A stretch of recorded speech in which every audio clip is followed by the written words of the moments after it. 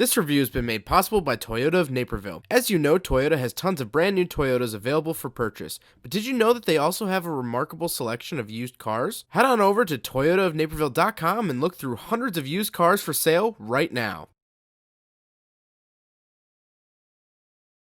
Alright, what's up guys? My name is Zach and today I am driving a 2011 Toyota Venza.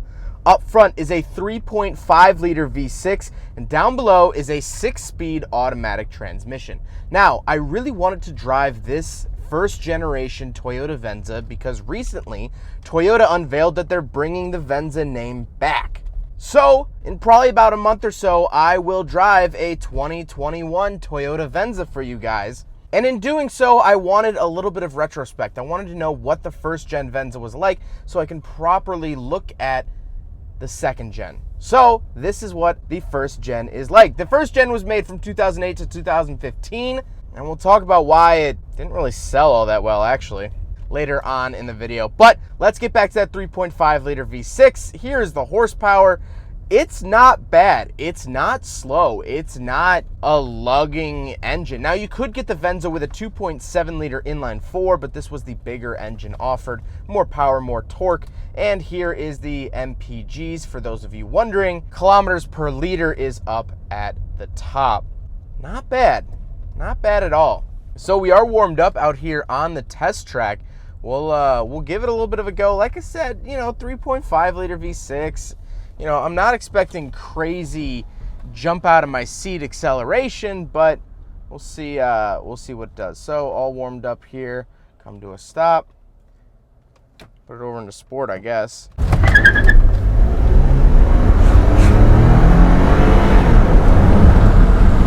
Wow, it's not, it chirped the tires. It chirped the tires, and it does have a little bit of torque steer. Torque steer is when front-wheel drive vehicles with a lot of torque under hard acceleration, they like to sort of drift one way or another. Or if you're a Mazda Speed 3, they like to do a hard right-hand turn. Not bad. Not bad. Like I said, paired to its 6-speed automatic transmission, Toyota uses this in everything. I can't really tell you much more about it. It's a 6-speed auto. It works very well. It's shifted on the jigsaw. We'll talk about that later on. But for all intended purposes, it's good. And last but not least, of course, it is front-wheel drive. So let's talk about the interior. We have a lot to talk about here because this car is kind of actually a little bit weird. In front of me, I have four main gauges really. On the far left is my tachometer. In the center is my speedometer. Then on the right is my fuel and coolant as well as my odometer. 151,000 miles on this car. You wouldn't be able to tell. And that's a big talking point at the end of the video. I like the gauges. They're spaced out well. They make a lot of sense to me. On the steering wheel on the left, I have my volume controls, skip track, and mode. And then on the right, I have my phone options as well as my voice commands.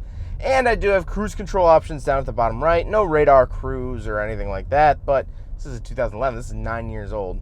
To the left of me, I have my tailgate and mirror options. And then on the door, I have my power windows and power locks, doing the typical Toyota thing where instead of putting auto on all 4 buttons, they just say all auto down at the bottom.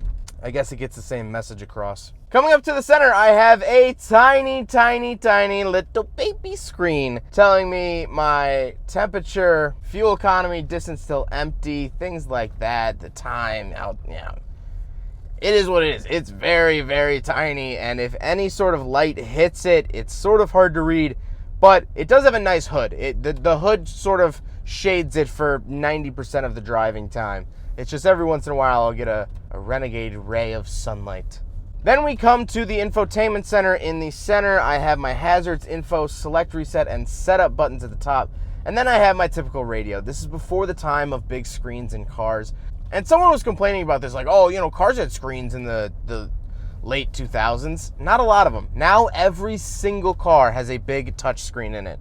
Every single one. Even the base model Chevy Spark. But in 2011, that wasn't commonplace, and so that's why I say it's the time before screens. The screens weren't the average in this time period. And so I'm pretty happy with the radio. It has a CD player. I have radio, disc, aux, scan, and text. Very simple. Then we get down to the climate controls, and this is where the center console starts to get a little interesting. The climate controls are sort of shoved off to the right to make room for the shifter. But I do have auto temperature, no dual zone, but I have fan controls, my defrosters, simple stuff like that. And I have my heated seat options down below that. Very, very nice. But like I said, it is pushed off to the right because this shifter's on the left. It's sort of at this weird angle, which first getting into, it sort of feels weird, looks weird. Like I said, this is the Jigsaw, so there's no button or anything to press while shifting gears. You just sort of wiggle it around. I like it. It's decent. Now the center console gets weird with storage. So I do have a very tiny garage door looking thing that I guess is to hold the key maybe. Obscenely small storage. You're not going to fit anything else in there. But then we have the cup holders, and the cup holders have a sort of side cubby that's actually pretty deep, could fit your phone or whatever. But the cup holders hide away. You could actually move the cup holders, and then you have a lot deeper of a center console. That's very interesting, because then the actual sliding armrest can also cover one of the cup holders. So you can cover the cup holders, you can remove the cup holders, you can let the cup holders just chill. Very, very interesting and very weird. And that's sort of the whole feeling of this car, and I'll talk about that a little bit later on. But we're getting to the seats. The seats are nice and comfortable. They are leather wrapped. Like I said, they are heated. They are power as well. Very comfortable. You know, for an SUV like this is all I need. I don't need high bolsters for canyon carving, spirited driving. I need comfortability, and I need seats that'll hold up. And these check both of those boxes very, very well. But speaking of seats, we do have back seats, so let's do a back seat review. All right, so we're in the back of the 2011 Toyota Venza, and like I was talking about, the size is sort of weird. It's not long enough for a third row, but it's definitely bigger than most two rows. So my knees don't have a prayer of hitting the front seat. I am very, very comfortable. I feel like an adult back here. I always talk about this in my reviews. I hate feeling like a little child crammed in the back seat. I feel like a full adult.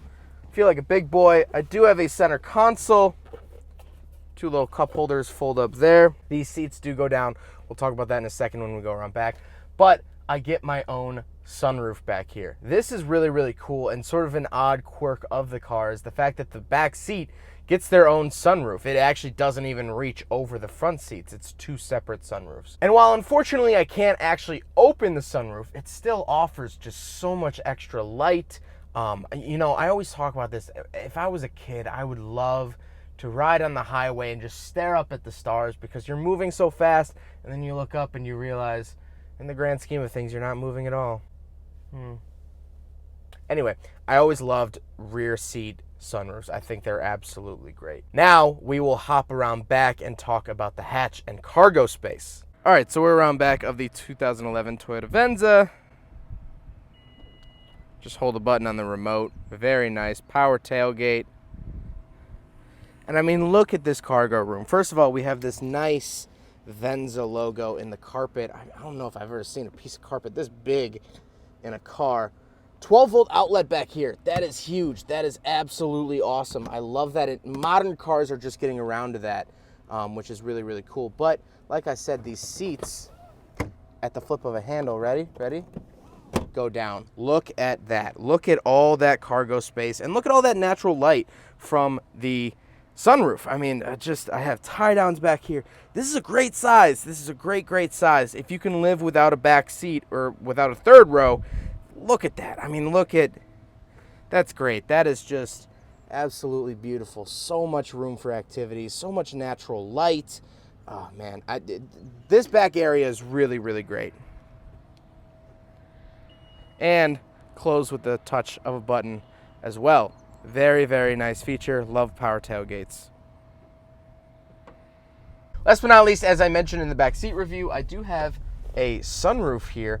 But what's interesting is because of the rear sunroof, this front sunshade is in two parts. So I move it back once and then all together.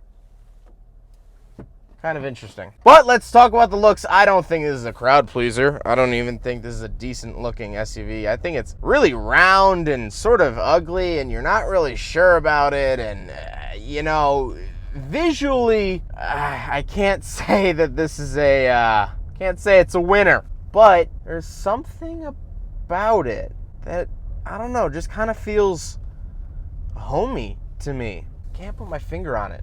Maybe it's the color, maybe it's just the rounded edges. You know, I really don't know, but something just feels nice, like a warm hug about it. This car to me feels like one of those kind of awkward friend hugs of when you're upset or your friend is really upset and you kind of don't know how to handle the situation. So you just kind of like side hug them and like pat their back a little bit, you know, or your friend side hugs you and kind of pats your back awkwardly. It's nice. It's a nice warm embrace, but on paper, I don't think I would ask for it. That's how I feel about the look of this. But one of the main talking points I wanted to say about this car is look at it. Look at this interior. This interior does not look like it has gone through 151,000 miles worth of wear and tear. Now, I recently reviewed a 2011 Dodge Charger, same year as this car. Had about 40,000 less miles, and I got a lot of flack because I said that car was poorly built. The cup holders were chipping, the start-stop button was chipping, the backup camera didn't work, and the radio kept shuffling my songs when I didn't want it to. Look at this. This has almost 50% more miles than that Dodge Charger, and it is held up incredibly well. Dodge, get out your notebook and take notes because this is build quality. When I talk about build quality, I don't mean the fact that it feels nice and luxurious off the bat.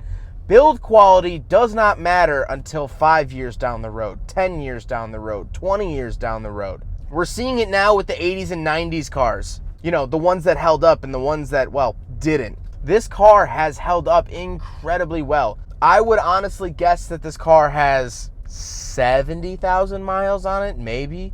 You know, just an around town car with that one trip up to Door County that one time. That would have been my guess, but no, it has more than double that. That is Toyota build quality. That's Toyota reliability. And yes, of course you don't get this sort of result by someone mistreating their car. This has been very well kept. Someone cared about this vehicle, at least 10%. It really only takes 10% of care to actually maintain your vehicles. I'm looking at you, all you curb-rashed Chevy Cruze owners. With just a tiny ounce, a tiny spritz of care, this car will go to 200,000 miles. This car will go to 250, 300.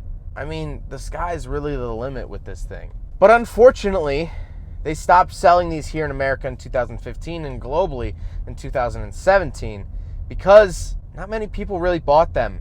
Their second year, they sold 54,000 of them, which is a good number. Don't get me wrong. That's a really good number. But it never hit that ever again. It dwindled off. And to kind of put your head into perspective about that, Mazda has sold 90,000 brand new CX-5s for the last 3 years straight. So in the last 2 years of this car, when they sold 10,000, 15,000, it wasn't viable for Toyota to make anymore.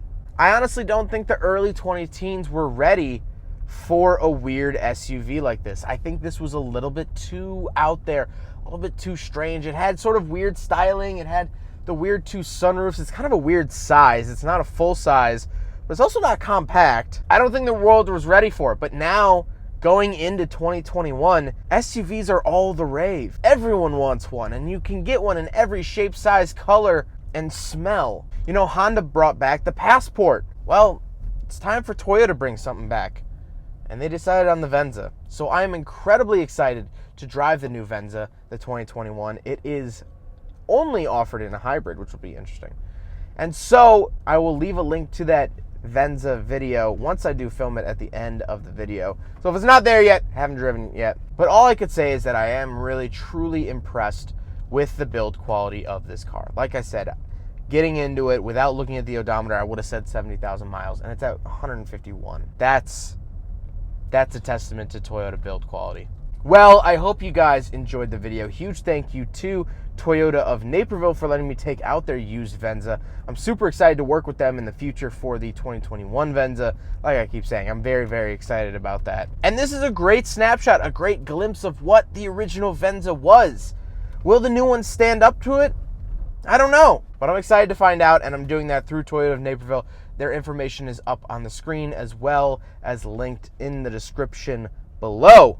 But I hope you guys enjoyed the video. Don't forget to rate the video, comment on the video, subscribe if you really liked it. Take care, guys.